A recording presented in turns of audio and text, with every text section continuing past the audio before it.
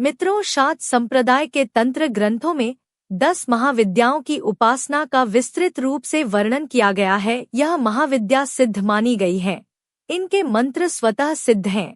इनका जप पुरस्चरण करके साधक सब कुछ प्राप्त कर सकता है। 10 महाविद्याओं में अष्टम महाविद्या बगलामुखी है। बगलामुखी महाविद्या 10 महाविद्याओं में से एक है। तंत्र शस्त्र में इन्हें ब्रह्मास्त्र, षटकर, माधार विद्या, स्तंभ विद्या, त्रैलोक्य स्तंभ विद्या, मंत्र संजीवनी विद्या, प्राणी प्रज्ञा, हारिका आदि कई नामों से अभिहित किया गया है। माता बगलामुखी साधक के मनोरथ को पूरा करती है।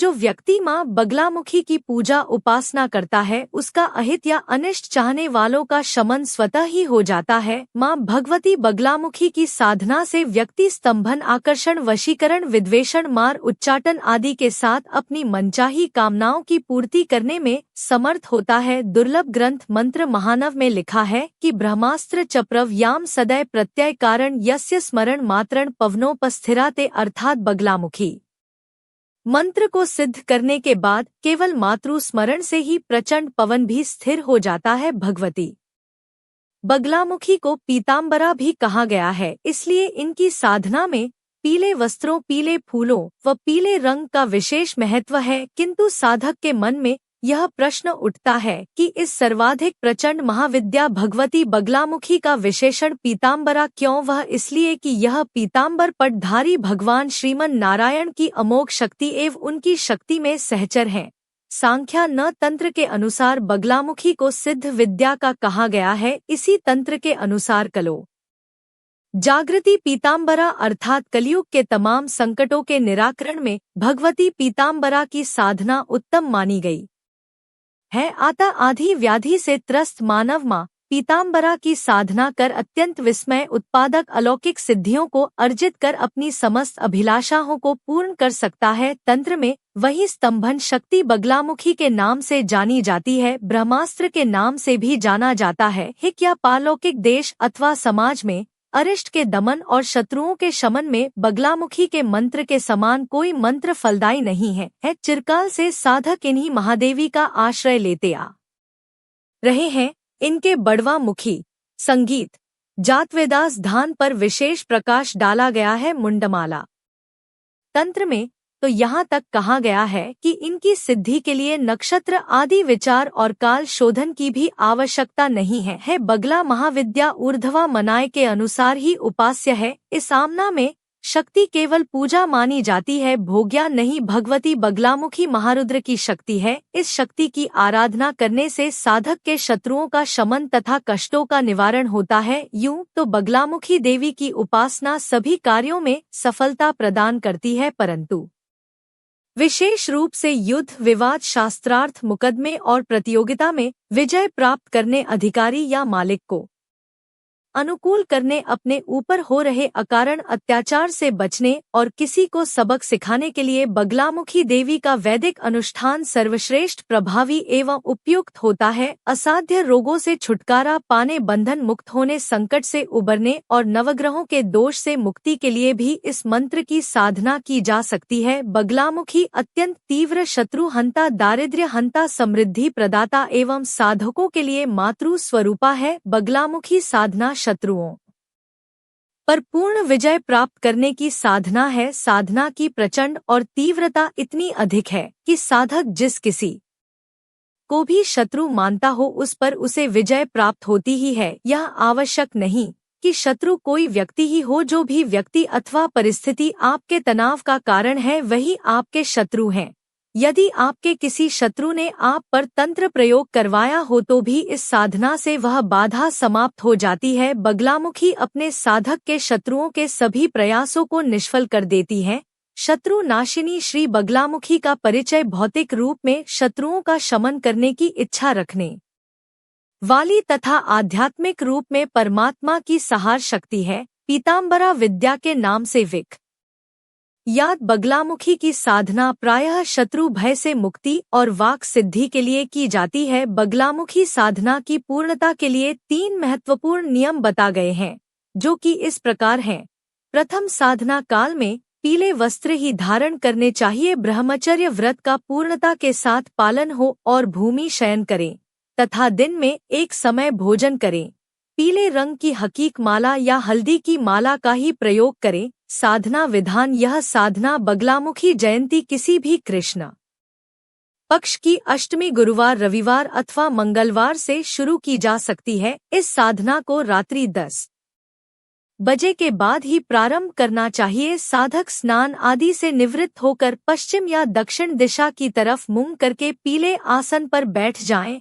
अपने सामने किसी बाजोट पर बगलामुखी देवी का चित्र एवं यंत्र और पूज्य पाद सद्गुरु देव का चित्र या विग्रह स्थापित करें।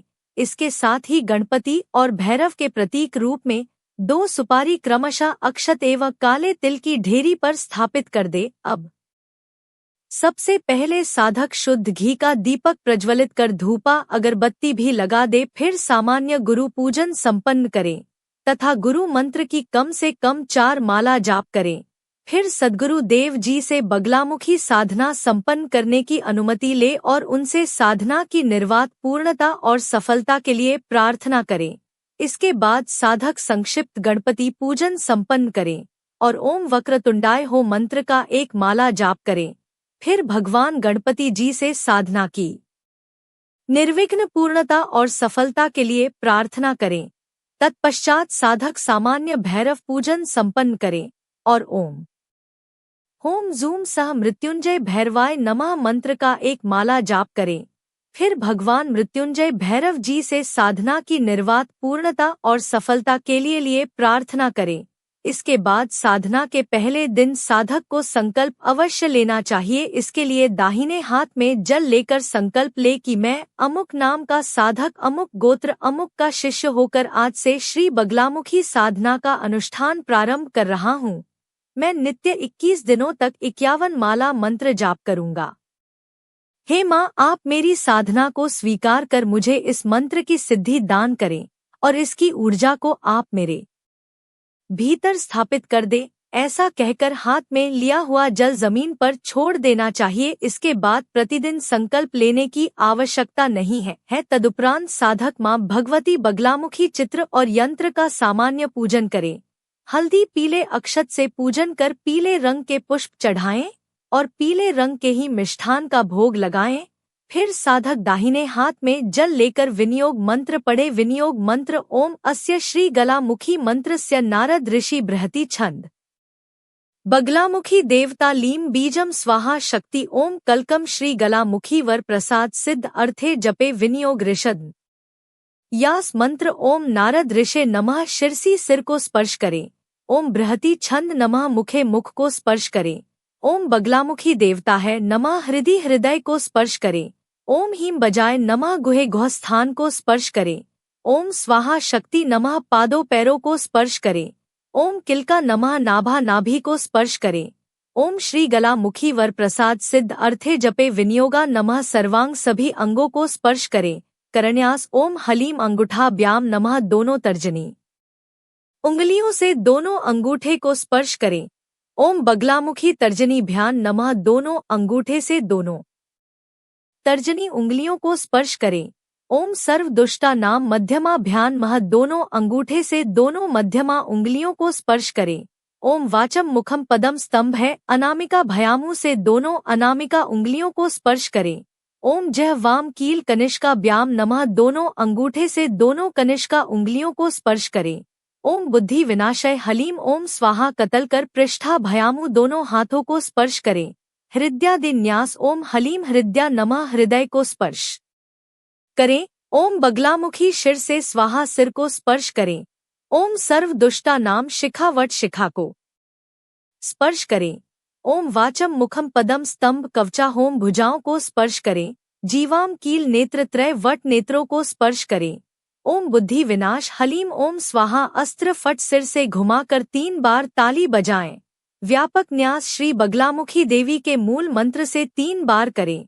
ओम ह्रीम बगलामुखी सर्व दुष्टा नाम वाचम मुखम पदम स्तंभ जी वाम कील बुद्धि विनाशय हलीम ओम स्वाहा पीठ शक्तियों का पूजन में दिए जा रहे मंत्रों का उच्चारण करते हुए हल्दी से रंगे हुए अक्षत यंत्र पर अर्पित करते जाएं। ओम जया नमः ओम विजय नमः ओम अजिता नमः ओम अपराजिता है। नमः ओम स्तंभ नमः ओम जमने नमः ओम मोहिन नमः ओम आकर्षण नमः ओम मंगलायतन सर्वशक्ति कमलासना श्री पीताम्बरा या योगपीठ आत्मने नमः। इसके बाद साधक हाथ जोड़कर दिए संदर्भ का उच्चारण करते हुए माँ भगवती बगलामुखी का ध्यान करें। ध्यान मंत्र ओम मध्य सुधाब्धि मणि मंडप रत्न वेदी सिंहासन परिकम परिपीत वनाम पीताम्बरा भरण माल्या तांग देवी नमामि धत मुदगर वैर जवा जवागर मादाय करेन देवी वामन शत्रु परि पड़ती गदा भघाते च दक्षिणे पीताम्बरा याम द्विभुजाम नमामि। इस प्रकार ध्यान करने के बाद साधक बगला गायत्री मंत्र का 21 बार जाप करें। ओम हलीम बगलामुखी विद्महे दुष्ट स्तंभ धीमहि तन्नो शक्ति प्रचोदय। फिर साधक महारुद्र मंत्र का 21 बार जाप करें। ओ नमो भगवते महारुद्राय हो फट स्वाहा। इसके बाद साधक भगवती बगलामुखी के मूल मंत्र का 51 माला जाप करें। मूल मंत्र ओम हलीम बगलामुखी सर्व दुष्टा नाम वाचम मुखम पदम स्तंभ जीवाम किलय बुद्धिज्म विनाशय लीम उमस के उपरांत साधक दिए संदर्भ का उच्चारण करने के बाद एक आचमन जल छोड़कर संपूर्ण जाप भगवती बगलामुखी को समर्पित कर दे। ओम गुह्याति गुह्य गोत्री त्वम ग्रहा स्मत् कृतम जपम सिद्धि भवतु में देवी तो प्रसादाम महेश्वरी। इस प्रकार यह साधना क्रम साधक नित्य 21 दिनों तक निरंतर संपन्न करे। यह साधना कोई भी साधक संपन्न कर सकता है, परंतु कई बार साधना के बीच में भयानक दृश्य भी दिखाई दे जाते हैं या भयंकर अनुभव होने लगते हैं। इसलिए प्रत्येक साधक को चाहिए कि वह साधना से पूर्व और साधना के अंत में तांत्रिक गुरु कवच का 5 से 5 बार पाठ अवश्य कर लिया करें। 22वें दिन बगलामुखी यंत्र एवं माला को जल में विसर्जित कर दे। चित्र को पूजा स्थल में ही स्थापित रहने दे।